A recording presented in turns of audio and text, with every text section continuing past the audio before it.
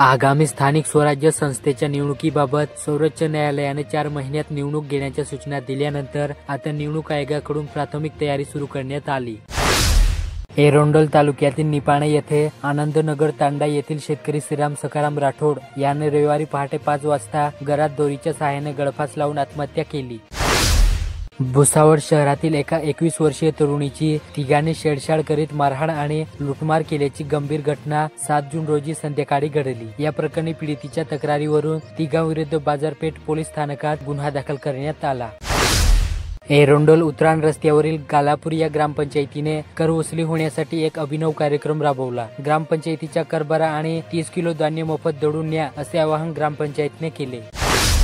एरंडोल येथील रहिवासी व वैद्यकीय व्यवसायानिमित्त पुणे येथे वास्तव्यास असलेले डॉक्टर सतेज कठावदे व डॉक्टर कांचन कठावदे या दाम्पत्याने पुण्याहून पंढरपूरला विठ्ठलाच्या दर्शनाला जाण्यासाठी सायकलीने प्रवास केला. चाळीसगाव तालुक्यातील पिलखोड येथे छत्रपती शिवाजी महाराजांच्या 352वा राज्याभिषेक सोहळा आर.के. महाजन औद्योगिक प्रशिक्षण संस्थेमार्फत साजरा करण्यात आला. यावर्षी पावसाचे वेळापत्रक बिघडल्यामुळे बळीराजांचे देखील गणित बिघडले. नको त्या महिन्यात महिनाभर अवकाळी पावसाने कहर केला. मात्र आता पावसाळ्याच्या हंगामातच पावसाने दंडी मारल्याने शेतकऱ्यांचे वेळापत्रकच कोलमडून गेले.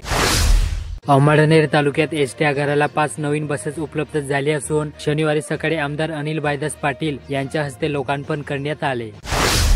अमळनेर तालुक्यात छत्रपती शिवाजी महाराज महाराजस्व समाधान शिबिर अभियान गतिमान प्रशासन तथा आपत्कालीन व्यवस्थेचे बळकटीकरण या योजनेअंतर्गत बरवस मंडळात आयोजित शिबिरात 997 जणांचे समाधान करण्यात आले.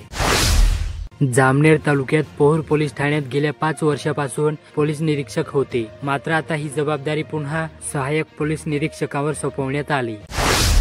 चोपडा तालुक्यातील अडावद येथे छत्रपती शिवाजी महाराज महाराजस्व समाधान शिबिरांतर्गत अडावद येथे शनिवारी शिबिर घेण्यात आले. यात शेकडो ग्रामस्थांना विविध दाखले वितरित करण्यात आले.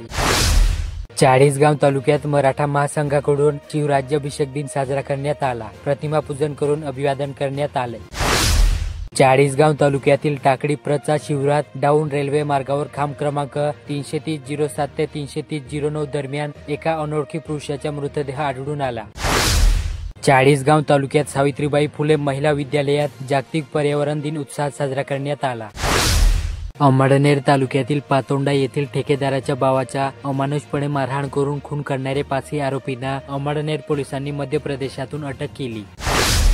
चोपडा तालुक्यातील पश्चिम भागाला शुक्रवारी सायंकाळी झालेले वादळी वारा आणि पावसाने चांगलेच झोडपले. सुमारे 1 तासापेक्षा जास्त काळ झालेले वादळी वाऱ्याने गोडगाव गलंगी वडोदे परिसरातील शेती पिकांचे अतोनात नुकसान झाले तर रस्त्यावर मोठी झाडे अनमोडून पडल्याचे दिसून आले.